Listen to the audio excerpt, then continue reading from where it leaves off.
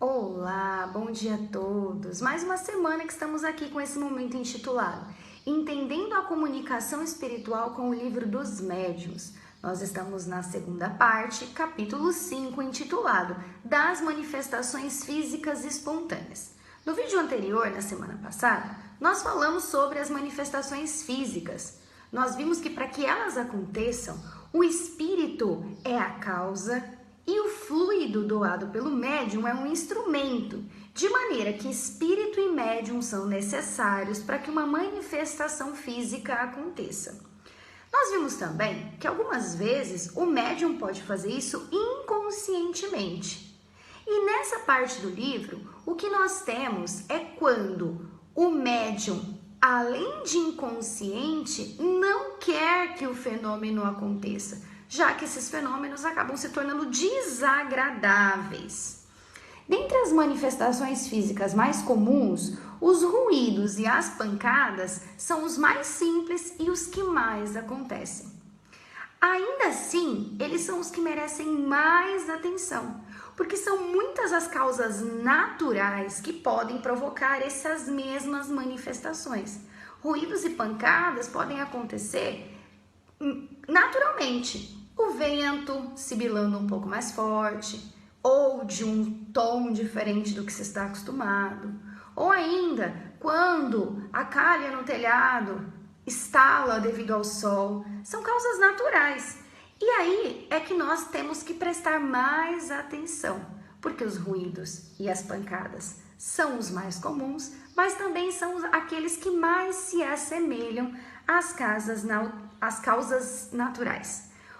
Outra coisa importante de se lembrar e de se conhecer nesse capítulo é que muitas vezes essas manifestações espontâneas elas têm uma finalidade, como um aviso ou alguém que quer se comunicar. É claro que existem aquelas que acontecem simplesmente porque o espírito acha engraçado ver o temor da pessoa. Afinal, muitas vezes esses fenômenos, quando são repetidos, acabam causando medo.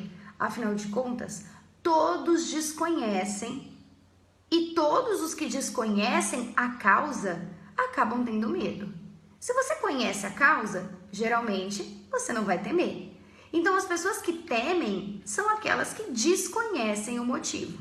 Então, muitas vezes também acontece de o espírito estar se divertindo com aquela manifestação.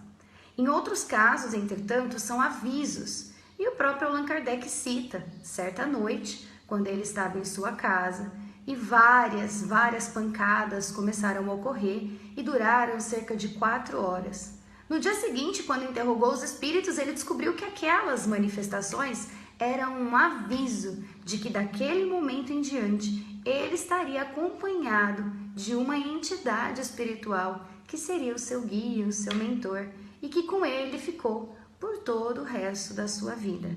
Então, naquela ocasião específica, era um alerta, era um aviso. A partir do momento que ele foi avisado, nunca mais as pancadas aconteceram. E aqui ele cita, o tambor deixa de tocar para acordar o soldado quando todos os soldados já estão de pé.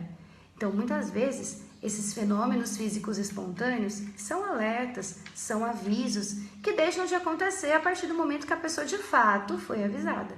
É por isso que esses fenômenos são mais raros quando se trata de pessoas que estão de fato na doutrina e que têm o contato com os espíritos, com o outro lado, de uma maneira mais regular do que aquelas pessoas que não têm.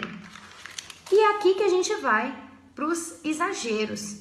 Algumas vezes essas manifestações físicas são tão exageradas e são tão desconhecidas que as pessoas acabam sendo taxadas de loucas. Isso porque a medicina trabalha com o material.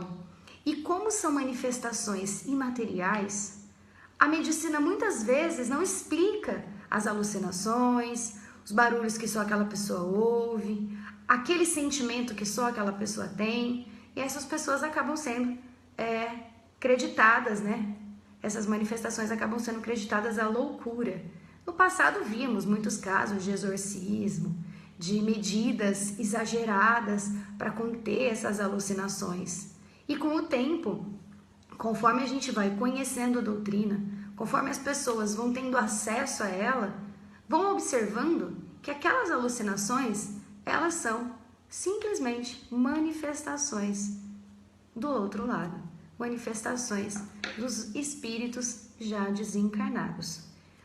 O que o livro lembra a todos nós é que, qualquer que seja o caso, independente de qual seja a situação, a prece nunca deixa de dar bons frutos. Então, quando a gente sente aquele medo, quando nós achamos que há algum tipo de manifestação, ou simplesmente quando a nossa vida não anda como nós achávamos que ela tinha que estar, a prece sempre vai dar bons frutos. Espero que a prece seja a nossa companheira, não só nessa semana, mas todos os dias da nossa vida. E que na próxima semana a gente possa se encontrar novamente com esse momento para abordar aí os estudos do Livro dos Médiuns. Uma boa semana a todos e que nós fiquemos sempre na paz e no amor de Deus. Que assim seja.